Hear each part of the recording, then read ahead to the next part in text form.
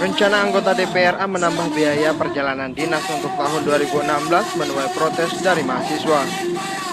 Puluhan mahasiswa di Banda Aceh mendatangi kantor Dewan Perwakilan Rakyat Aceh. Karena tidak ada anggota DPRA yang menemui mereka, para mahasiswa akhirnya menerobos masuk dalam kantor. Mahasiswa menilai sikap anggota DPRA yang meminta penambahan biaya perjalanan dinas sangat menyakiti hati rakyat. Anggota DPRA dinilai telah menghambur-hamburkan uang rakyat. Mahasiswa yang berhasil masuk ke kantor DPRA akhirnya ditemui 3 anggota DPRA.